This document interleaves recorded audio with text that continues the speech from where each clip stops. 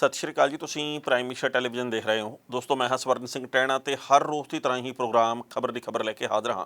पहली वड्डी खबर के वाले जाण तो पहलां पंजाब के मौसम की हाल बयानी। पंजाब दे विच गर्मी सिखर के उत्ते है। पंजाब दे विच 2-3 दिन रुक रुक के कई थावां दे उत्ते कणियां पईयां, जिहदे करके पिछले दिनी पंजाब का मौसम थोड़ा जिहा ठीक होया सी। पर लंघे कल पंजाब दे विच कड़ाके की धुप पई है, लगभग 43 डिग्री तापमान तक।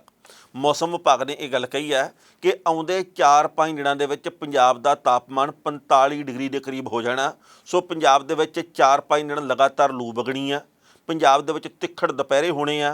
सो पंजाब दे विच ये भी गल कही गई है सेहत महकमे के वल्लों बजुर्गों ते बच्चों नूं कि बिना जरूरत तो घर दे विचों बाहर ना निकलिया जाए ते दोपहर के वेले खुद नूं घरां दे विच ही रखिया जाए। हालांकि लोड़ां दे मुताबक हर किसी नूं बाहर अंदर आउणा जाना भी पैंदा है, पर जिहड़े लोग बीमार शुमार आ, जिहड़े बच्चे आ, जिहड़े बजुर्ग आ, वो थोड़ा जिहा अपना ख्याल वध रखण, क्योंकि इस गर्मी के करके, इस धुप के करके, तिखड़ दोपहरों के करके किसी भी किस्म का कोई नुकसान ना होवे, इहदी असीं कामना करते हैं। जिहड़ी पहली वड्डी खबर है वो हैगी है इस वक्त आम आदमी पार्टी नूं कसूते पैंदे कामां दे नाल संबंधित। पर उस तो पहले एक गल होर दसनी बनती है। लंघे कल पंजाब के फूड सप्लाई महकमे के मंत्री है जिहड़े लालचंद कटारू ਚੱਕ, वो गए सी गुरदासपुर के धारीवाल खेतर दे विच मंडी का दौरा करने दे लई। ਇੱਥੇ एक पुलिस मुलाजम के वल्लों बिना वजह एक बच्चे के मूँह के उत्ते चपेड़ मार दी गई। इस गल का मामला बड़ा पक गया, क्योंकि आम तौर के उत्ते असीं देखते हैं भी कई थावां दे उत्ते किसी के उत्ते नजायज़ ही थप्पड़ मार दिता जाता, किसी ने ठुड मार दी जाती है। जिवें कि आपां पिछले साल गल्लां साझीआं कीतीआं सी, फगवाड़े दे विच एक पुलिस मुलाजम के वल्लों एक सब्जी वाले की टोकरी दे विच लत्त मारी गई सी। उस तो बाद ये मामला बड़े वड्डे पद्धर दे उत्ते भखिया। उस पुलिस मुलाजम के खिलाफ कार्रवाई भी हुई, पर उस तो बाद भी हाले तक इन्हां गल्लां तो बाज नहीं आया जाता। जदों धारीवाल खेतर दे विच मंडी दे विच लालचंद कटारू ਚੱਕ होरी गए, उत्थे फिर एकदम भगदड़ जी मच जाती हुंदी है। मंत्री साहब आ गए, मंत्री साहब आ गए, मंत्री साहब आ गए। ऐं ही विचाले राह दे खड़ा सी एक बच्चा, ਉਹਦੇ एक पुलिस मुलाजम ने थप्पड़ मारता भी तू इत्थे की करदा, मूँह ਚੱਕੀ खड़ा, उधर ਨੂੰ चला जा। उस तो बाद वो बच्चा रोन लग पिया उच्ची उच्ची। आले दुआले के लोगों ने उस पुलिस मुलाजम ने पूछा भी भाई तू बच्चे दे चपेड़ क्यों मारी है। वो कोई उत्तर नहीं दे सकिया। उदों तक लालचंद कटारू ਚੱਕ होरी भी कोले आ गए तो बाद दे विच उन्हां ने इस वरतारे दे उत्ते दुख का प्रगटावा किया। उन्होंने ये गल कही है भी मैनूं बड़ा दुख होया इस गल के उत्ते कि बिना वजह इस नियाणे दे चपेड़ मारी गई है, तो हुण इस पुलिस मुलाजम के खिलाफ विभागी कार्रवाई के आदेश जारी किए गए हैं। इन्हां आदेशों के विचों निकल के सामने की आऊ, इन्हां आदेशों तो बाद उहदे उत्ते की कार्रवाई होऊ, इहदे बाबत कुछ कह नहीं सकते, पर एक बारी कार्रवाई करने की गल कह दी गई है। हुण जिहड़ी पहली वड्डी खबर है वो हैगी है भगवंत मान सरकार ने जल्दी जल्दी काली काली दे विच लए जांदे फैसले ते बाद दे विच पलटे जांदे फैसलिਆਂ ਨਾਲ संबंधित। हालांकि सरकारां दा काम हुंदा वड्डे फैसले लेना, पंजाब दे जां संबंधित सूबे दे लोकां दी सहूलत वास्ते फैसले लेना, उन्हां दी जिंदगी दे विच बहुत वड्डी करवट आवे, वो जिंदगी दे विच सारियां सहूलतां मान सकण, इहदे मुतल्लक फैसले सरकारां करदियां रहीआं ते करदियां भी रहण, इहदी असीं कामना करदे आ। पर एक महीने दे विच भगवंत मान की सरकार 3 फैसले बदलण दे करके चर्चा दे विच आ गई है। हुण जदों ये 3 फैसले बदले गए आ तां कदे कदे सवाल ये उठण लग जांदा भी की भगवंत मान सरकार काली दे विच फैसले ले लैंदी है, जदों बाद दे विच विरोध हुंदा तां वापस लेने पैंदे आ, जां फिर भगवंत मान की पेश ही नहीं चलदी कि अफसरशाही आपदी मर्जी मुताबक फैसला ले लैंदी है, वो ऐलान कर दिंदी है, विरोध शुरू हो जाता है, भगवंत मान उस फैसले को पलटा देंगे, वो फिर पहलों वाली थां ते गल आ जाती है। ये बिल्कुल उवें है जिवें निक्के हुंदे असीं पहलां फट्टी पोचदे सी, बाद दे विच पूरने पैंदे सी, फिर स्याही दे नाल असीं उत्ते अखर लिखदे सी, फिर फट्टी पोच लैनी, फिर पूरने पै जाने, फिर स्याही नाल लिखना ऊड़ा आड़ा। ये उदां दीयां गल्लां चल रहीआं। हाले सरकार ऊड़ा आड़ा ईड़ी वाले दौर दे विचों गुजर रही है। हाले सरकार दे पहले महीने या पहले हफ्ते चलते ये गल कह लगे भी 2 महीने होए आ, पर इस दे बावजूद जिस तरीके दे नाल काले कदमी फैसला लैके ते बाद दे विच सरकार आपे पलटाउंदी है, विरोधियों के निशाने के उत्ते सरकार आ गई है। भगवंत मान सरकार इस वक्त कई तरह के मामलों में उलझी पई है, तो इस गल के उत्ते विरोधी है जिहड़े बागियां पा रहे भी भाई बहुत वधिया हो रहा, इवें ही होना चाहिए। हुण जिस तरीके दे नाल रेहड़ी फड़ी वाले जिहड़े कि जगाड़ू रेहड़ियां वाले आ, उन्हां दे फैसले नूं वापस लिया भगवंत मान होरां ने, इहदे उत्ते भी चर्चा चल पई है। 1 महीने दे विच सब तो पहलां तां बिजली के मामले के उत्ते सरकार पलटी, फिर खेती विकास बैंकों के मामले ते पलटी, हुण जगाड़ू रेहड़ियां के मामले के उत्ते पलटी है। तो विरोधी पार्टियां ने सवाल करने शुरू कर दिते भी मान साहब आप जी के हथ वस कुछ है ਜਾਂ ਹੁਣ ਸਾਰਾ ਕੁਝ ਹੱਥ ਦੇ ਵਿੱਚੋਂ ਨਿਕਲ ਗਿਆ। ਲੰਘੇ ਕੱਲ੍ਹ ਨਵਜੋਤ ਸਿੰਘ ਸਿੱਧੂ ਨੇ ਰਾਜਪੁਰੇ ਦੇ ਥਰਮਲ ਪਲਾਂਟ ਦੇ ਮੂਹਰੇ ਧਰਨਾ ਦਿੱਤਾ ਵੀ ਪੰਜਾਬ ਦੇ ਵਿੱਚ ਬਿਜਲੀ ਦੇ ਕੱਟ ਲਗਾਤਾਰ ਲੱਗ ਰਹੇ ਆ। ਇਸ ਵੇਲੇ 7000 ਮੈਗਾਵਾਟ ਬਿਜਲੀ ਦੀ ਖਪਤ ਹੈ, ਪਰ ਜਦੋਂ ਝੋਨੇ ਦਾ ਸੀਜ਼ਨ ਸ਼ੁਰੂ ਹੋ ਗਿਆ 17000 ਮੈਗਾਵਾਟ ਬਿਜਲੀ ਦੀ ਜ਼ਰੂਰਤ ਪੈਣੀ ਆ, ਉਦੋਂ ਫਿਰ ਬਾਕੀ ਬਿਜਲੀ ਕਿੱਥੋਂ ਲੈ ਕੇ ਆਉਣਗੇ। ਤੇ ਨਾਲ ਹੀ ਉਹਨਾਂ ਨੇ ਗੱਲ ਕਹੀ ਹੈ ਕਿ ਭਗਵੰਤ ਮਾਨ ਦੇ ਵੱਸ ਦੇ ਵਿੱਚ ਕੁਝ ਨਹੀਂ, ਭਗਵੰਤ ਮਾਨ ਦੇ ਹੱਥ ਦੇ ਵਿੱਚੋਂ ਗੇਮ ਨਿਕਲ ਗਈ ਆ। ਸਾਰਾ ਕੁਝ ਦਿੱਲੀੋਂ ਹੁੰਦਾ, ਸਕੂਲ ਦੇਖਣ ਜਾਣਾ ਦਿੱਲੀ ਚੱਲੋ, ਮੁਹੱਲਾ ਕਲੀਨਿਕ ਦੇਖਣੇ ਦਿੱਲੀ ਚੱਲੋ, ਬਿਜਲੀ ਦੇ ਮਾਮਲੇ 'ਚ ਗੱਲ ਕਰਨੀ ਦਿੱਲੀ ਚੱਲੋ, ਫਲਾਣੇ ਮਾਮਲੇ 'ਚ ਗੱਲ ਕਰਨੀ ਦਿੱਲੀ ਚੱਲੋ, ਵੀ ਦਿੱਲੀ ਦਿੱਲੀ ਦਿੱਲੀ ਦਿੱਲੀ ਦਿੱਲੀ ਚਲੀ ਜਾਂਦਾ। ਤੇ ਨਵਜੋਤ ਸਿੰਘ ਸਿੱਧੂ ਨੇ ਗੱਲ ਕਹੀ ਆ ਵੀ ਭਾਈ ਇੱਥੇ ਪੰਜਾਬ ਦੇ ਵਿੱਚ ਕੱਖ ਨਹੀਂ ਹੁੰਦਾ। ਸੋ ਨਾ ਕਾਂਗਰਸ ਦੇ ਰਾਜ ਦੇ ਵਿੱਚ ਕੁਝ ਹੋਇਆ ਤੇ ਭਗਵੰਤ ਮਾਨ ਦੇ ਉੱਤੇ ਹੁਣੇ ਤੋਂ ਸਵਾਲ ਉੱਠ ਰਹੇ ਆ, ਉਹ ਇਹਨਾਂ ਮਾਮਲਿਆਂ ਦੇ ਉੱਤੇ ਕੀ ਸਬਕ ਲੈਣਗੇ, ਕੀ ਆਉਂਦੇ ਸਮੇਂ ਦੇ ਵਿੱਚ ਫੈਸਲੇ ਕਰਨਗੇ, ਸਮਾਂ ਦੱਸੂ। ਪਰ ਸਾਡੀ ਇੱਕ ਅਪੀਲ ਹੈ, ਇੱਕ ਬੇਨਤੀ ਹੈ ਕਿ ਆਮ ਆਦਮੀ ਪਾਰਟੀ ਦੀ ਸਰਕਾਰ ਇਹੋ ਜਿਹੇ ਫੈਸਲੇ ਨਾ ਕਰੇ ਜਿਹਦੇ ਕਰਕੇ ਵਿਵਾਦਾਂ ਦੇ ਵਿੱਚ ਆਵੇ। ਆਮ ਆਦਮੀ ਪਾਰਟੀ ਦੀ ਸਰਕਾਰ ਲੋਕ ਪੱਖੀ ਫੈਸਲੇ ਲਵੇ, ਭਾਵੇਂ ਹਫ਼ਤਾ 2 ਹਫ਼ਤੇ 3 ਹਫ਼ਤੇ ਲੇਟ ਲੈ ਲਿਆ ਕਰੇ, ਪਰ ਜਿਸ ਤਰੀਕੇ ਦੇ ਨਾਲ ਅੱਜ ਫੈਸਲਾ ਕੀਤਾ ਕੱਲ੍ਹ ਨੂੰ ਵਾਪਸ ਲੈ ਲਿਆ, ਫਿਰ ਫੈਸਲਾ ਕੀਤਾ ਫਿਰ ਚੌਥੇ ਦਿਨ ਵਾਪਸ ਲੈ ਲਿਆ, ਇਹਦੇ ਨਾਲ ਸਰਕਾਰ ਦੀ ਕਿਰਕਰੀ ਬਹੁਤ ਵੱਡੇ ਪੱਧਰ 'ਤੇ ਹੋ ਰਹੀ ਹੈ। ਇਉਂ ਲੱਗਦਾ ਵੀ ਕੋਈ ਅਣਜਾਣ ਜਿਹਾ ਬੰਦਾ ਫੈਸਲੇ ਕਰੀ ਜਾਂਦਾ, ਬਾਅਦ ਦੇ ਵਿੱਚ ਉਹ ਰਬੜ ਦੇ ਨਾਲ ਸਾਰਾ ਕੁਝ ਆਪਾਂ ਮਿਟਾਈ ਜਾਂਦੇ ਹਾਂ। ਸੋ ਇਹਨਾਂ ਗੱਲਾਂ ਤੋਂ ਗੁਰੇਜ਼ ਕਰਨਾ ਚਾਹੀਦਾ। ਲੋਕ ਪੱਖੀ ਫੈਸਲੇ, ਸਹੀ ਤਰੀਕੇ ਦੇ ਫੈਸਲੇ, ਪੂਰੀ ਵਚਨਬੱਧਤਾ ਨਾਲ ਫੈਸਲੇ, ਹਰ ਚੀਜ਼ ਦਾ ਨਫਾ ਨੁਕਸਾਨ ਦੇਖ ਕੇ ਉਹਦੇ ਵਿੱਚ ਕੀ ਪੋਜ਼ੀਟਿਵ ਕੀ ਨੈਗੇਟਿਵ ਇਹ ਕੁਝ ਦੇਖ ਕੇ ਹੀ ਸਰਕਾਰ ਨੂੰ ਫੈਸਲੇ ਕਰਨੇ ਚਾਹੀਦੇ ਆ। ਪਹਿਲਾਂ ਇਸ ਰਿਪੋਰਟ ਦਾ ਵੇਰਵਾ ਸਾਂਝਾ ਕਰਦੇ ਤੇ ਫਿਰ ਕਰਾਂਗੇ ਟਿੱਪਣੀ। ਪੰਜਾਬ ਦੇ ADGP ਟ੍ਰੈਫਿਕ ਨੇ ਪਹਿਲਾਂ ਜੁਗਾੜ ਵਾਲੀਆਂ ਮੋਟਰਸਾਈਕਲ ਰੇਹੜੀਆਂ ਬੰਦ ਕਰਨ ਨੂੰ ਕਿਹਾ ਤੇ ਬਾਅਦ ਦੇ ਵਿੱਚ ਨਵੇਂ ਆਦੇਸ਼ ਦੇ ਵਿੱਚ ਕਿਹਾ ਗਿਆ ਕਿ ਇਸ ਪ੍ਰੈਕਟਿਸ ਨੂੰ ਬੰਦ ਕਰ ਦਿਓ। ਹੁਣ ਪੁਲਿਸ ਦੇ ਟ੍ਰੈਫਿਕ ਐਜੂਕੇਸ਼ਨ ਸੈੱਲ ਦੇ ਜ਼ਰੀਏ ਲੋਕਾਂ ਨੂੰ ਜਾਗਰੂਕ ਕਰਨ ਦੀ ਗੱਲ ਕਹੀ ਗਈ ਹੈ ਤੇ ਇਹ ਗੱਲ ਕਹੀ ਗਈ ਹੈ ਕਿ ਲੋਕਾਂ ਨੂੰ ਦੱਸੋ ਕਿ motor vehicle act supreme court ਤੇ ਪੰਜਾਬ ਤੇ ਹਰਿਆਣਾ ਹਾਈ ਕੋਰਟ ਦੇ ਆਦੇਸ਼ ਦੇ ਮੁਤਾਬਕ ਇਹ ਗੈਰ ਕਾਨੂੰਨੀ ਹੈ। ਇਸ ਤੋਂ ਪਹਿਲਾਂ ਵੀ ਬਿਜਲੀ ਦੇ ਮਾਮਲੇ ਦੇ ਉੱਤੇ ਭਗਵੰਤ ਮਾਨ ਦੀ ਸਰਕਾਰ ਨੇ ਫੈਸਲਾ ਬਦਲਿਆ।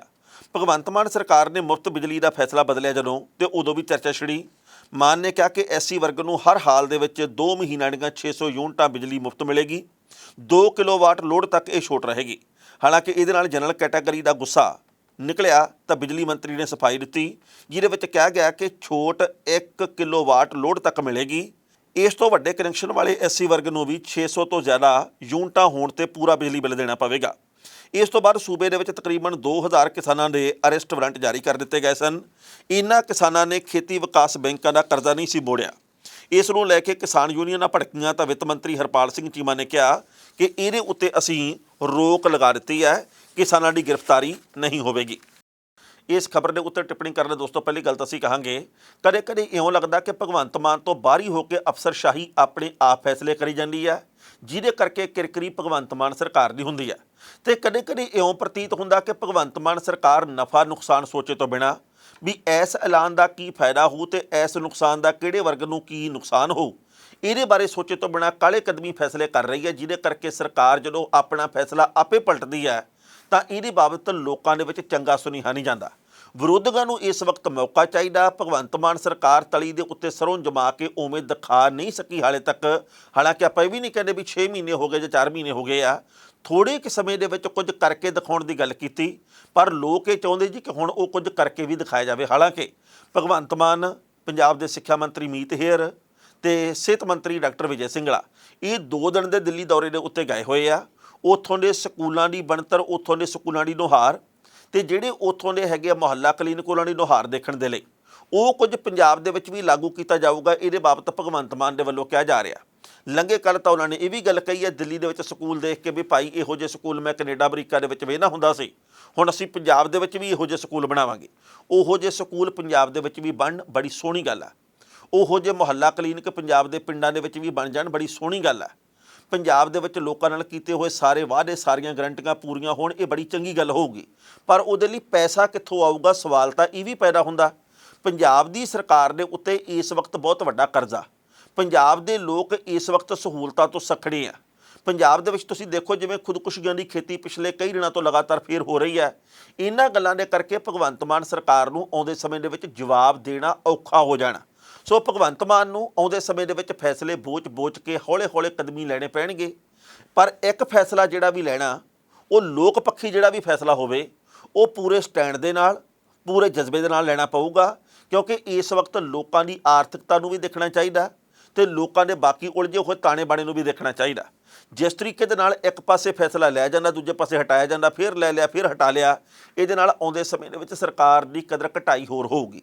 ਸੋ ਆਉਂਦੇ ਸਮੇਂ ਦੇ ਵਿੱਚ ਉਹ ਗਲਤੀਆਂ ਭਗਵੰਤ ਮਾਨ ਸਰਕਾਰ ਦੇ ਵੱਲੋਂ ਨਾ ਕੀਤੀਆਂ ਜਾਣ ਜਿਹੜੀਆਂ ਕਿ ਪਿਛਲੇ ਦਿਨਾਂ ਦੇ ਵਿੱਚ ਕੀਤੀਆਂ ਗਈਆਂ। ਆਉਂਦੇ ਸਮੇਂ ਦੇ ਵਿੱਚ ਅਫਸਰਸ਼ਾਹੀ ਨੂੰ ਇਹ ਗੱਲ ਕਹੀ ਜਾਵੇ ਕਿ ਜਿੰਨੀ ਦੇਰ ਤੱਕ ਸੰਬੰਧਿਤ ਵਿਭਾਗ ਦੇ ਸੀਨੀਅਰ ਅਧਿਕਾਰੀਆਂ ਸਰਕਾਰ ਤੱਕ, ਮੁੱਖ ਮੰਤਰੀ ਤੱਕ, ਬਾਕੀ ਮੰਤਰੀ ਸਾਹਿਬਾਨ ਤੱਕ ਗੱਲ ਪਹੁੰਚਾ ਕੇ ਅਪਰੂਵਲ ਨਹੀਂ ਲਈ ਜਾਂਦੀ, ਉਨੀ ਦੇਰ ਤੱਕ ਕੋਈ ਫੈਸਲਾ ਨਾ ਕੀਤਾ ਜਾਵੇ, ਕਿਉਂਕਿ ਲੈਣੇ ਦੇ ਆਉਂਦੇ ਸਮੇਂ ਦੇ ਵਿੱਚ ਦੇਣੇ ਪੈ ਸਕਦੇ ਜੇਕਰ ਇਸ ਵਕਤ ਵਾਲੀਆਂ ਸਮੱਸਿਆਵਾਂ ਅੱਗੇ ਤੋਂ ਅੱਗੇ ਵਧਦੀਆਂ ਗਈਆਂ। ਮੈਨੂੰ ਕੇਜਰੀਵਾਲ ਹੋਰਾਂ ਦਾ ਇੱਕ ਐਲਾਨ ਚੰਗੀ ਤਰ੍ਹਾਂ ਚੇਤੇ ਹੈ। ਉਹਨਾਂ ਨੇ ਚੋਣਾਂ ਤੋਂ ਪਹਿਲਾਂ ਪੰਜਾਬ ਦੇ ਵਿੱਚ ਇੱਕ ਆ ਕੇ ਗੱਲ ਕਹੀ ਸੀ ਕਿ ਮਾਰਚ ਮਹੀਨੇ ਦੇ ਵਿੱਚ ਸਾਨੂੰ ਸਫਲਤਾ ਦਿਵਾ ਦਿਓ ਤੁਸੀਂ, ਤੇ 1 ਅਪ੍ਰੈਲ ਨੂੰ ਪੰਜਾਬ ਦੇ ਵਿੱਚ ਖੁਦਕੁਸ਼ੀਆਂ ਦਾ ਕੰਮ ਬੰਦ ਹੋ ਜਾਣਾ, ਕਿਉਂਕਿ ਅਸੀਂ ਸਿਸਟਮ ਪੰਜਾਬ ਦੇ ਵਿੱਚ ਇਹੋ ਜਿਹਾ ਲਾਗੂ ਕਰ ਦੇਣਾ ਵੀ ਕਿਸੇ ਨੇ ਖੁਦਕੁਸ਼ੀ ਕਰਨੀ ਨਹੀਂ, ਕਿਸਾਨ ਨੇ ਖੁਦਕੁਸ਼ੀ ਕਰਨੀ ਨਹੀਂ, ਚਾਰੇ ਪਾਸੇ ਖੁਸ਼ਹਾਲੀ ਹੋਊਗੀ। ਅਸੀਂ ਉਦੋਂ ਵੀ ਇਹ ਸਵਾਲ ਕੀਤਾ ਸੀ, ਸ਼ਾਇਦ ਪੁਰਾਣੇ ਪ੍ਰੋਗਰਾਮ ਦੇਖਣ ਵਾਲਿਆਂ ਨੂੰ ਚੇਤੇ ਹੋਵੇ, ਕਿ ਇੰਨੀ ਛੇਤੀ ਕੇਜਰੀਵਾਲ ਸਾਹਿਬ ਤੁਸੀਂ ਕੁਝ ਨਹੀਂ ਕਰ ਸਕਣਾ। ਅਸੀਂ ਉਦੋਂ ਇਹ ਗੱਲ ਕਹੀ ਸੀ ਵੀ ਤੁਹਾਡੇ ਕੋਲੇ ਕੋਈ ਅਲਾਦੀਨ ਦਾ ਚਿਰਾਗ ਨਹੀਂ ਵੀ ਤੁਸੀਂ ਰਗੜੋਗੇ ਵਿੱਚੋਂ ਜਨ ਨਿਕਲੂਗਾ, ਉਹ ਕਹੂਗਾ ਹੁਕਮ ਮੇਰਾ ਆਕਾ, ਤੁਸੀਂ ਕਹੋਗੇ ਜੀ ਲਿਆ ਪੈਸੇ ਤੇ ਖਜ਼ਾਨਾ ਫੁੱਲ ਬਟਾ ਫੁੱਲ ਕਰ ਦੇ ਤੇ ਅਸੀਂ ਮੰਗਾਂ ਪੂਰੀਆਂ ਕਰਨੀਆਂ। ਇੱਦਾਂ ਹੋਣਾ ਨਹੀਂ, ਆਪਾਂ ਓਨੀ ਗੱਲ ਕਰੀਏ ਜਿੰਨੀ ਕਿ ਪੂਰੀ ਹੋ ਸਕਦੀ ਹੈ। ਪਰ ਚੋਣਾਂ ਦਾ ਸੀਜ਼ਨ ਸੀ, ਚੋਣਾਂ ਨਿਕਲ ਗਈਆਂ ਤੇ ਖੁਦਕੁਸ਼ੀਆਂ ਦਾ ਸਿਲਸਿਲਾ ਜਾਰੀ ਹੈ। ਪਿਛਲੇ 3 ਹਫ਼ਤਿਆਂ ਦੇ ਵਿੱਚ ਪੰਜਾਬ ਦੇ 14 ਕਿਸਾਨਾਂ ਨੇ ਖੁਦਕੁਸ਼ੀ ਕੀਤੀ ਹੈ। ਹਾਲਾਂਕਿ ਜ਼ਾਤੀ ਤੌਰ ਦੇ ਉੱਤੇ ਮੈਂ ਕਹਿਣਾ ਚਾਹੁੰਦਾ ਵੀ ਖੁਦਕੁਸ਼ੀ ਕਿਸੇ ਮਸਲੇ ਦਾ ਹੱਲ ਨਹੀਂ। ਖੁਦਕੁਸ਼ੀ ਕਰਨ ਦੇ ਨਾਲ ਕਿਸੇ ਮਸਲੇ ਦਾ ਅੱਜ ਤੱਕ ਹੱਲ ਹੋਇਆ ਨਹੀਂ ਤੇ ਨਾ ਕਦੇ ਭਵਿੱਖ ਦੇ ਵਿੱਚ ਹੋਣਾ। ਪਰ ਕਿਸਾਨੀ ਟੁੱਟੀ ਪਈ ਹੈ, ਕਿਸਾਨੀ ਦੀ ਬਾਂਹ ਫੜਨ ਵਾਲਾ ਕੋਈ ਨਹੀਂ। DAP ਦਾ ਮੁੱਲ 150 ਰੁਪਈਆ ਬੋਰੇ ਪਿੱਛੇ ਵਧਾ ਦਿੱਤਾ ਗਿਆ। ਪਹਿਲਾਂ 1200 ਰੁਪਈਏ ਦੇ ਵਿੱਚ ਸੀ ਮਿਲਦਾ ਬੋਰਾ, ਹੁਣ 1350 ਰੁਪਈਏ ਦੇ ਵਿੱਚ ਹੈ। ਕੇਂਦਰ ਦੀ ਸਰਕਾਰ ਇਹ ਗੱਲ ਕਹਿੰਦੀ ਹੈ ਵੀ ਭਾਈ ਪਿੱਛੋਂ ਭਾਅ ਹੀ ਬੜਾ ਮਹਿੰਗਾ ਹੋ ਗਿਆ ਸੀ, ਕਰੀਏ ਕੀ। ਇਹ ਪਿਛਲੀ ਵਾਰ ਵੀ ਕੇਂਦਰ ਦੀ ਸਰਕਾਰ ਨੇ ਭਾਅ ਵਧਾ ਕੇ ਗੱਲ ਕਹੀ ਸੀ, ਪਰ ਉਦੋਂ ਕਿਸਾਨ ਯੂਨੀਅਨਾਂ ਨੇ ਦਬਾਅ ਬਣਾਇਆ ਤੇ ਫਿਰ ਭਾਅ ਜਿਹੜਾ ਉਹ ਘਟ ਗਿਆ ਸੀ। ਸਰਕਾਰ ਨੇ ਸਬਸਿਡੀ ਦਾ ਐਲਾਨ ਕਰ ਦਿੱਤਾ ਸੀ। ਐਤਕੀ ਹੁਣ ਕੋਈ ਦਬਾਅ ਨਹੀਂ ਬਣਿਆ ਤੇ ਐਤਕੀ ਸਰਕਾਰ ਨੂੰ ਚੋਣਾਂ ਨਾ ਹੋਣ ਕਰਕੇ ਬਹੁਤੀ ਜ਼ਰੂਰਤ ਵੀ ਨਹੀਂ। ਕਿਸਾਨ ਗੁੱਸੇ ਹੁੰਦੇ, ਸ਼ਾਇਦ ਉਹ ਸੋਚਦੇ ਹੁਣ ਵੀ ਹੋ ਜਾਣ, ਕਿਉਂਕਿ ਚੋਣਾਂ ਤਾਂ 5 ਸੂਬਿਆਂ ਦੇ ਵਿੱਚ ਨਿਕਲ ਗਈਆਂ। ਇਸ ਕਰਕੇ 1350 ਰੁਪਈਆ ਇੱਕ ਬੋਰੇ ਦਾ ਭਾਅ ਹੋ ਗਿਆ। ਹੁਣ ਅਗਲਾ ਸਵਾਲ ਇਹ ਹੈ ਵੀ ਜੇਕਰ ਕਿਸਾਨ ਦੀ ਫਸਲ ਦਾ ਮੁੱਲ 2 ਤੋਂ ਲੈ ਕੇ 2.5% ਦੀ ਵਾਧਾ ਕੁਇੰਟਲ ਪਿੱਛੇ, ਤਾਂ ਫਿਰ ਇਹ ਦੱਸੋ ਜੀ ਕਿ ਬਾਕੀ ਖਰਚੇ ਜਿਹੜੇ ਉਹ 20-20, 25-25% ਦੀ ਕਿਵੇਂ ਵੱਧ ਜਾਂਦੇ ਆ। ਡੀਜ਼ਲ ਕਿੱਥੋਂ ਤੁਰਿਆ ਕਿੱਥੇ ਪਹੁੰਚ ਗਿਆ, ਖਾਦਾਂ ਕਿੱਥੋਂ ਤੁਰੀਆਂ ਕਿੱਥੇ ਪਹੁੰਚ ਗਈਆਂ, ਸਪਰੇਹਾਂ ਕਿੱਥੋਂ ਤੁਰੀਆਂ ਕਿੱਥੇ ਪਹੁੰਚ ਗਈਆਂ, ਬੀਜ ਦਾ ਭਾਅ ਕਿੱਥੋਂ ਤੁਰਿਆ ਕਿੱਥੇ ਪਹੁੰਚ ਗਿਆ। ਤੇ ਹਾਲੇ ਆਪਾਂ ਕਹਿੰਦੇ ਜੀ ਕਿ ਕਿਸਾਨੀ ਨੂੰ ਖੁਸ਼ਹਾਲ ਕਰ ਦੇਣਾ, ਆਮਦਨ ਦੁੱਗਣੀ ਹੋਊਗੀ। ਜੇ ਡੀਜ਼ਲ ਦਾ ਭਾਅ ਦੁੱਗਣਾ ਹੋ ਗਿਆ ਤਾਂ ਫਿਰ ਆਮਦਨ ਕਿਵੇਂ ਦੁੱਗਣੀ ਹੋਊਗੀ। 2, 2.5, 3% ਦੀ ਫਸਲ ਦੇ ਮੁੱਲ 'ਚ ਵਾਧਾ ਕਰਕੇ ਆਮਦਨ ਕਿਵੇਂ ਦੁੱਗਣੀ ਹੋਊਗੀ। ਜੇ ਤੁਸੀਂ 150 ਰੁਪਈਆ ਇੱਕ ਬੋਰੇ ਦੇ ਪਿੱਛੇ DAP ਖਾਦ ਦੇ ਵਿੱਚ ਵਾਧਾ ਕਰੋਗੇ, ਆਮਦਨ ਕਿਵੇਂ ਦੁੱਗਣੀ ਹੋਊਗੀ। ਸਵਾਲ ਬਹੁਤ ਸਾਰੇ ਆ, ਪਰ ਅਰਵਿੰਦ ਕੇਜਰੀਵਾਲ ਦੀ ਸਰਕਾਰ ਨੂੰ ਸਵਾਲ ਬਾਕੀ ਵੱਖ-ਵੱਖ ਵਿਰੋਧੀ ਪਾਰਟੀਆਂ ਦੇ ਨੇਤਾ ਕਰ ਰਹੇ ਆ, ਖਾਸ ਕਰਕੇ ਕਾਂਗਰਸ ਦੇ ਵੱਲੋਂ ਕੀਤੇ ਜਾ ਰਹੇ ਆ ਵੀ ਜਨਾਬ 1 ਅਪ੍ਰੈਲ ਨਿਕਲ ਗਈ, ਅਪ੍ਰੈਲ ਫੂਲ ਬਣਾਇਆ ਤੁਸੀਂ ਲੋਕਾਂ ਨੂੰ। ਹੁਣ ਇਸ ਮਾਮਲੇ ਦੇ ਉੱਤੇ ਭਗਵੰਤ ਮਾਨ ਜਾਂ ਅਰਵਿੰਦ ਕੇਜਰੀਵਾਲ ਕੀ ਉੱਤਰ ਦੇਣਗੇ, ਇਹ ਆਉਣ ਵਾਲਾ ਵਕਤ ਬਿਆਨ ਕਰੂਗਾ। ਪਹਿਲਾਂ ਇਸ ਰਿਪੋਰਟ ਦਾ ਵੇਰਵਾ ਤੇ ਫਿਰ ਕਰਾਂਗੇ ਟਿੱਪਣੀ। ਪੰਜਾਬ ਦੇ ਵਿੱਚ ਆਮ ਆਦਮੀ ਪਾਰਟੀ ਸਰਕਾਰ ਕਿਸਾਨਾਂ ਦੀ ਖੁਦਕੁਸ਼ੀ ਦੇ ਮੁੱਦੇ ਦੇ ਉੱਤੇ ਘਿਰ ਗਈ ਹੈ। ਅਪ੍ਰੈਲ ਮਹੀਨੇ ਦੇ ਵਿੱਚ ਹੁਣ ਤੱਕ 14 ਕਿਸਾਨ ਖੁਦਕੁਸ਼ੀ ਕਰ ਚੁੱਕੇ ਨੇ। ਚੋਣ ਪ੍ਰਚਾਰ ਮੌਕੇ ਆਮ ਆਦਮੀ ਪਾर्टी ਦੇ ਕਨਵੀਨਰ ਕੇਜਰੀਵਾਲ ने कहा सी मार्च में नतीजे आ जाएंगे। 1 अप्रैल के बाद पंजाब के अंदर किसी को भी खुदकुशी नहीं करने देंगे, ये हमारी जिम्मेवारी है। इस गल नूं लैके हुण विरोधी धिरां आम आदमी पार्टी ते हमलावर हो गईआं ने। कांग्रेस ने इहनूं केजरीवाल दा अप्रैल फूल करार दिता है। किसान नेता बलवीर सिंह राजेवाल ने मुख मंत्री नूं चिट्ठी लिखी है कि पुलिस कर्मचारियों की तर्ज के उत्ते भगवंत मान सरकार किसानां दे परिवारां नूं भी करोड़ रुपये का मुआवजा देवे। भारतीय किसान यूनीयन उगराहां के मुताबिक 1 अप्रैल नूं गुरु सहर सहाय तो सुखदेव सिंह ने फाहा लिया। 2 अप्रैल नूं गुरदासपुर के प्रभवीर सिंह ने जिन्हां दी उम्र 40 साल ते मोगे के अवतार सिंह ने खुदकुशी की। अवतार के उत्ते 3 लाख रुपये का करजा सी। 9 अप्रैल नूं मोगा के रणजीत सिंह उम्र 45 साल ने 40 लाख के लोन तो तंग आके सल्फास खा लई। 13 अप्रैल नूं जलंधर के अमृतपाल मेहता ने 44 साल की उम्र के जान दे दी। 14 अप्रैल नूं फाजिलका के सादक पिंड दे विच काला सिंह ते बरनाला के खेत मजदूर अमरजीत सिंह ने कर्जे करके जान दी। 17 अप्रैल नूं कपूरथला दे विच नौजवान ने खुदकुशी की। 18 अप्रैल नूं बठिंडा के बाजक पिंड दे विच रमनदीप सिंह उम्र 38 साल ने कणक का झाड़ घट होण करके जान दे दी। 19 अप्रैल नूं मानसा के मक्खण सिंह उम्र 42 साल ने खुदकुशी की। 20 ਅਪ੍ਰੈਲ ਨੂੰ ਕਣਕ ਦਾ ਝਾੜ ਘੱਟ ਨਿਕਲਣ ਕਰਕੇ ਬਠਿੰਡਾ ਦੇ ਮਾਈਸਰਖਾਨਾ ਪਿੰਡ ਦੇ ਜਸਪਾਲ ਸਿੰਘ ਨੇ ਟ੍ਰੇਨ ਅੱਗੇ ਛਾਲ ਮਾਰ ਕੇ ਖੁਦਕੁਸ਼ੀ ਕਰ ਲਈ। ਇਸੇ ਦਿਨ ਮਾਨਸਾ ਖੁਰਦ ਦੇ ਕਿਸਾਨ ਗੁਰਦੀਪ ਸਿੰਘ ਉਮਰ 28 ਸਾਲ ਨੇ 3.25 ਲੱਖ ਰੁਪਈਆ ਲੋਨ ਨਾ ਦੇ ਸਕਣ ਕਰਕੇ ਖੁਦਕੁਸ਼ੀ ਕੀਤੀ। 21 ਅਪ੍ਰੈਲ ਨੂੰ ਤਲਵੰਡੀ ਸਾਬੋ ਦੇ ਭਾਗੀਵਾਂਦਰ ਪਿੰਡ ਦੇ ਰਣਧੀਰ ਸਿੰਘ ਤੇ 23 ਅਪ੍ਰੈਲ ਨੂੰ ਹੁਸ਼ਿਆਰਪੁਰ ਦੇ ਮਨਜੀਤ ਸਿੰਘ ਨੇ 40 ਸਾਲ ਦੀ ਉਮਰ ਦੇ ਵਿੱਚ ਖੁਦਕੁਸ਼ੀ ਕੀਤੀ ਤੇ ਇਹਨਾਂ ਗੱਲਾਂ ਦੇ ਕਰਕੇ ਹੁਣ ਆਮ ਆਦਮੀ ਪਾਰਟੀ ਦੀ ਸਰਕਾਰ ਕਸੂਤੀ ਕਰ ਗਈ ਹੈ। ਇਸ ਖਬਰ ਦੇ ਉੱਤੇ ਟਿੱਪਣੀ ਕਰਨ ਦਾ ਦੋਸਤੋ ਪਹਿਲੀ ਗੱਲ ਤਾਂ ਅਸੀਂ ਕਹਾਂਗੇ, ਜਿਸ ਤਰੀਕੇ ਦੇ ਨਾਲ ਆਮ ਆਦਮੀ ਪਾਰਟੀ ਦੀ ਸਰਕਾਰ ਦੇ ਵੱਲੋਂ ਵਾਅਦਾ ਕੀਤਾ ਗਿਆ ਤੇ ਜਿਵੇਂ ਉਹ ਵਾਅਦਾ ਵਫਾ ਨਹੀਂ ਕੀਤਾ ਜਾ ਰਿਹਾ, ਇਹਦੇ ਉੱਤੇ ਘੇਰਾ ਪੈਣਾ ਵੀ ਸੀ ਤੇ ਹਾਲੇ ਹੋਰ ਬੜੇ ਵੱਡੇ ਪੱਧਰ ਤੇ ਘੇਰਾ ਪਊਗਾ। ਦੇਖੋ, ਮੈਂ ਪਹਿਲਾਂ ਵੀ ਗੱਲ ਕਹੀ, ਅੱਜ ਵੀ ਬੇਨਤੀ ਕਰਦਾ ਕਿ ਗੱਲ ਓਨੀ ਕਰਨੀ ਚਾਹੀਦੀ ਹੈ ਜਿੰਨੀ ਪੂਰੀ ਹੋ ਸਕੇ, ਨਹੀਂ ਤਾਂ ਲੋਕਾਂ ਨੇ ਆਮ ਆਦਮੀ ਪਾਰਟੀ ਨੂੰ ਵੀ ਰਵਾਇਤੀ ਪਾਰਟੀਆਂ ਵਾਲੀ ਪਾਲ ਦੇ ਵਿੱਚ ਖੜਾ ਕਰ ਲੈਣਾ। ਮੈਂ ਇਸ ਗੱਲ ਨੂੰ ਚੰਗੀ ਤਰ੍ਹਾਂ ਮਹਿਸੂਸ ਕਰਦਾ ਵੀ 2 ਮਹੀਨਿਆਂ ਦੇ ਵਿੱਚ ਸਾਰੇ ਵਾਅਦੇ ਪੂਰੇ ਨਹੀਂ ਹੁੰਦੇ, ਪਰ ਜਿਹੜੀ ਗੱਲ ਤੁਸੀਂ ਮੂੰਹ ਦੇ ਵਿੱਚੋਂ ਤਰੀਕ ਮੁਤਾਬਕ ਕੱਢੀ ਹੈ, ਜਿਹਨੂੰ ਡੇਟ ਬਾਉਂਡ ਅਸੀਂ ਕਹਿੰਦੇ ਆ, ਉਹਦੇ ਉੱਤੇ ਖਰਾ ਉਤਰਨਾ ਤੁਹਾਡੀ ਜ਼ਿੰਮੇਵਾਰੀ ਹੈ। ਜੇ ਇਹ ਗੱਲ ਕਹੀ ਹੁੰਦੀ ਕਿ ਅਸੀਂ ਪਹਿਲੇ 6 ਮਹੀਨਿਆਂ ਦੇ ਵਿੱਚ ਖੁਦਕੁਸ਼ੀਆਂ ਦਾ ਰਾਹ ਬੰਦ ਕਰਨ ਦੀ ਕੋਸ਼ਿਸ਼ ਕਰਾਂਗੇ ਤਾਂ ਲੋਕਾਂ ਨੇ 6 ਮਹੀਨੇ ਤੱਕ ਬੋਲਣਾ ਨਹੀਂ ਸੀ। ਵਿਰੋਧੀਆਂ ਨੂੰ ਵੀ ਲੋਕਾਂ ਨੇ ਕਹਿਣਾ ਸੀ ਵੀ ਤੁਹਾਨੂੰ ਜਦੋਂ 6 ਮਹੀਨੇ ਕਿਹਾ ਤੁਸੀਂ ਹੁਣੇ ਰੌਲਾ ਪਾਈ ਜਾਂਦੇ ਆ। ਪਰ ਜਦੋਂ ਕੇਜਰੀਵਾਲ ਹੋਰਾਂ ਨੇ ਕਿਹਾ ਜੀ ਕਿ 1 ਅਪ੍ਰੈਲ ਕੇ ਬਾਅਦ ਕੋਈ ਵੀ ਖੁਦਕੁਸ਼ੀ ਨਹੀਂ ਕਰੇਗਾ, ਤੇ ਫਿਰ ਤਾਂ ਇਸ ਗੱਲ ਦੇ ਉੱਤੇ ਘੇਰਾ ਪੈਣਾ ਕੁਦਰਤੀ ਹੈ। ਤੁਸੀਂ ਕਿਹਾ ਕੁਝ ਹੋਰ ਆ ਤੇ ਹੋਈ ਕੁਝ ਹੋਰ ਜਾਂਦਾ। ਸੋ ਇਸ ਕਰਕੇ ਪੰਜਾਬ ਦੀ ਕਿਸਾਨੀ ਬਚਾਉਣ ਦੇ ਲਈ, ਮਜ਼ਦੂਰ ਬਚਾਉਣ ਦੇ ਲਈ, ਕਾਰੋਬਾਰ ਬਚਾਉਣ ਦੇ ਲਈ ਯੋਜਨਾਵਾਂ ਬਣਾਉਣੀਆਂ ਚਾਹੀਦੀਆਂ। ਉਸ ਤੋਂ ਅਗਲੀ ਗੱਲ ਕਿਸਾਨ ਭਾਈਚਾਰੇ ਦੇ ਲਈ ਹੈ। ਮਰਨਾ ਕਿਸੇ ਮਸਲੇ ਦਾ ਹੱਲ ਨਹੀਂ। ਆਪਾਂ ਮਰ ਜਾਂਦੇ ਆ, ਖੁਦਕੁਸ਼ੀ ਕਰ ਲੈਂਦੇ ਆ, ਆਪਦੀ ਪੰਜਾਲੀ ਟੱਬਰ ਦੇ ਬਾਕੀ ਜੀਆਂ ਦੇ ਗਲ ਦੇ ਵਿੱਚ ਪਾ ਜਾਂਦੇ ਆ। ਕਰਜ਼ਾ ਫਿਰ ਉਹਨਾਂ ਨੂੰ ਮੋੜਨਾ ਪੈਂਦਾ, ਕਰਜ਼ਾ ਖਤਮ ਨਹੀਂ ਹੁੰਦਾ।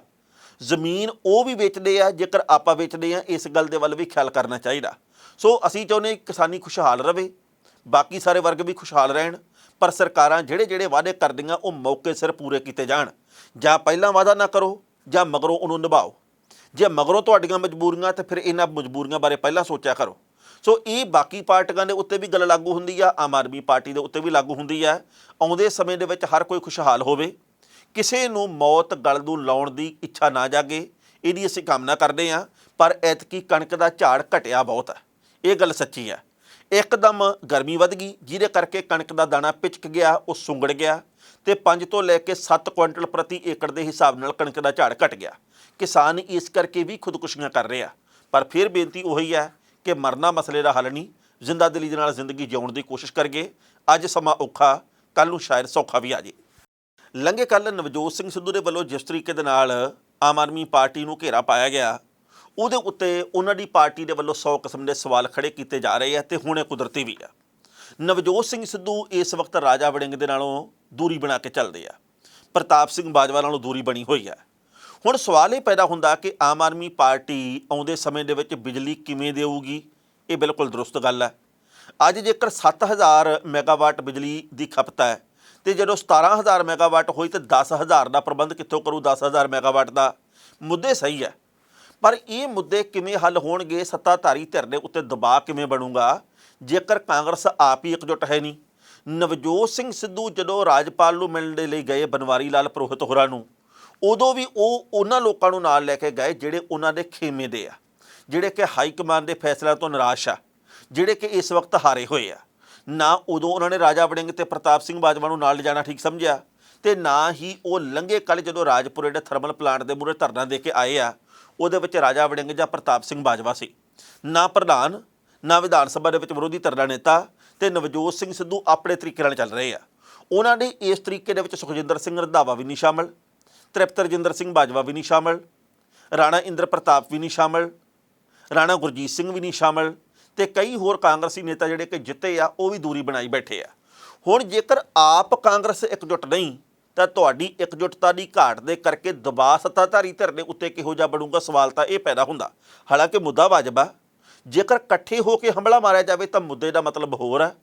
ਹੁਣ ਮੁੱਦਾ ਅਸਰਹੀਣ ਹੋ ਰਿਹਾ। ਸੋ ਆਉਂਦੇ ਸਮੇਂ ਦੇ ਵਿੱਚ ਕਾਂਗਰਸ ਦਾ ਕੀ ਬਣੂਗਾ ਇਹ ਵਕਤ ਬਿਆਨ ਕਰੂਗਾ। ਪੰਜਾਬ ਦੇ ਵਿੱਚ ਕਾਂਗਰਸ ਦੇ ਅੰਦਰ ਇੱਕ ਨਵੀਂ ਕਾਂਗਰਸ ਚੱਲ ਰਹੀ ਹੈ ਤੇ ਜਿੰਨਾ ਜਲੂਸ ਨਿਕਲ ਗਿਆ ਪੰਜਾਬ ਦੇ ਵਿੱਚ ਕਾਂਗਰਸ ਦਾ, ਇਸ ਦੇ ਬਾਵਜੂਦ ਉਹਨਾਂ ਦੇ ਵੱਲੋਂ ਕੁਝ ਸੋਚਿਆ ਨਹੀਂ ਜਾ ਰਿਹਾ। ਨਾ ਹਾਈ ਕਮਾਨ ਕੁਝ ਕਰਦੀ ਹੈ, ਨਾ ਸਿੱਧੂ ਹੋਰੀ ਸੋਚ ਰਿਹਾ ਕਿ ਭਾਈ ਅਸੀਂ ਇਕਜੁੱਟ ਹੋ ਕੇ ਤੁਰੀਏ, ਨਾ ਰਾਜਾ ਵੜਿੰਗ ਹੋਰਾਂ ਨੇ ਕਹਿਣੇ ਦੇ ਵਿੱਚ ਕਈ ਹੈਗੇ ਆ, ਨਾ ਪ੍ਰਤਾਪ ਸਿੰਘ ਬਾਜਵਾ ਹੋਰਾਂ ਦੇ ਨਾਲ ਸਾਰੇ ਤੁਰਦੇ ਆ। ਸੋ ਇਸ ਵਕਤ ਪਾਟੋ ਤਾੜ ਹੋਏ ਪਏ, ਜਿਵੇਂ ਲੀਰਾਂ ਵਾਲੀ ਖਿੱਦੋ ਹੁੰਦੀ ਹੈ, ਕਾਂਗਰਸ ਦਾ ਹਾਲ ਉਹ ਹੋਇਆ ਪਿਆ। ਸੋ ਸਾਰੇ ਆਪੋ ਆਪਣੀਆਂ ਰਗੜੀਆਂ ਕੱਢਦੇ ਆ, ਸਾਰੋ ਆਪੋ ਆਪਣਾ ਜਿਹੜਾ ਉਹ ਤੂੰ ਵੀ ਡੰਡਾ ਪਾਈ ਬੈਠੇ ਆ। ਆਉਂਦੇ ਸਮੇਂ ਦੇ ਵਿੱਚ ਕਾਂਗਰਸ ਨੇ ਜੇਕਰ ਬਚਣਾ ਤੇ ਜੇਕਰ ਇਕਜੁੱਟ ਹੋ ਕੇ ਮੁਕਾਬਲਾ ਸੱਤਾਧਾਰੀ ਧਿਰ ਦਾ ਕਰਨਾ ਤਾਂ ਫਿਰ ਇਹਨਾਂ ਨੂੰ ਪੁਰਾਣੇ ਗਿਲੇ ਸ਼ਿਕਵੇ ਭੁੱਲਣੇ ਪੈਣਗੇ। ਇਸ ਵਕਤ ਅਕਾਲੀ ਦਲ ਵੀ ਬਿਲਕੁਲ ਚੁੱਪ ਵੱਟੀ ਬੈਠਾ। ਸ਼ਾਇਦ ਉਹ ਇਸ ਗੱਲ ਨੂੰ ਸਮਝ ਰਿਹਾ ਕਿ ਆਉਂਦੇ ਸਮੇਂ ਦੇ ਵਿੱਚ ਸਾਨੂੰ ਕੋਈ ਹੋਰ ਸਟ੍ਰੈਟਜੀ, ਕੋਈ ਹੋਰ ਢੰਗ ਤਰੀਕਾ ਅਪਣਾਉਣਾ ਪਊਗਾ। ਸੋ ਰਵਾਇਤੀ ਪਾਰਟੀਆਂ ਨਾਲ ਪੰਜਾਬ ਦੇ ਵਿੱਚ ਬਿਲਕੁਲ ਹਾਸ਼ੀਏ ਤੇ ਚਲੇ ਜਾਣਾ ਤੇ ਮਗਰਲੀਆਂ ਸੱਟਾਂ ਨੂੰ ਭੁੱਲ ਕੇ ਅਗਲੀਆਂ ਸੱਟਾਂ ਖਾਣ ਦੇ ਲਈ ਤਿਆਰੀ ਕਰੀ ਰਹਿਣਾ। ਸੋ ਇਹਨਾਂ ਗੱਲਾਂ ਦੇ ਕਰਕੇ ਇਉਂ ਲੱਗਦਾ ਕਿ ਪੰਜਾਬ ਦੇ ਵਿੱਚ ਆਮ ਆਦਮੀ ਪਾਰਟੀ ਨੂੰ ਘੇਰਾ ਪਾਉਂਦੇ ਪਾਉਂਦੇ ਕਈ ਆਪ ਡਿੱਗ ਪੈਣਗੇ। ਸੋ ਜ਼ਰੂਰਤ ਇਸ ਵਕਤ ਇਸ ਗੱਲ ਦੀ ਹੈ ਕਿ ਜਿਹੜੀ ਵੀ ਵਿਰੋਧੀ ਪਾਰਟੀ ਹੋਵੇ ਉਹ ਭਾਵੇਂ ਕੇਂਦਰ ਦੇ ਵਿੱਚ ਆ, ਭਾਵੇਂ ਕਿਸੇ ਸੂਬੇ ਦੇ ਵਿੱਚ ਆ, ਮਜ਼ਬੂਤ ਸਥਿਤੀ ਦੇ ਵਿੱਚ ਹੋਵੇ, ਇਕਜੁੱਟ ਹੋਵੇ ਤਾਂ ਜੋ ਸੱਤਾਧਾਰੀ ਧਿਰ ਦੇ ਕੋਲੋਂ ਕੰਮ ਵੇਲੇ ਸਿਰ ਕਰਵਾਏ ਜਾ ਸਕਣ। ਪਰ ਪੰਜਾਬ ਦੇ ਵਿੱਚ ਹਾਲਾਤ ਉਲਟੇ ਆ। ਵਕਤ ਦੱਸੂ ਬਣਦਾ ਕੀ ਹੈ। ਖਬਰਾਂ ਦੇ ਉੱਤੇ ਵਿਚਾਰ ਚਰਚਾ ਹੋਰ ਵੀ ਹੋ ਸਕਦੀ ਸੀ। ਸਮੇਂ ਦੀ ਘਾਟ ਰੁਕਣ ਦਾ ਇਸ਼ਾਰਾ ਕਰ ਰਹੀ ਹੈ। ਕੱਲ੍ਹ ਨੂੰ ਇਸੇ ਵੇਲੇ ਖਬਰ ਦੀ ਖਬਰ ਲੈ ਕੇ ਫਿਰ ਹਾਜ਼ਰ ਹੋਵਾਂਗੇ। ਉਦੋਂ ਤੱਕ ਲਈ ਆਗਿਆ ਦਿਓ। ਬਹੁਤ ਬਹੁਤ ਮਿਹਰਬਾਨੀ।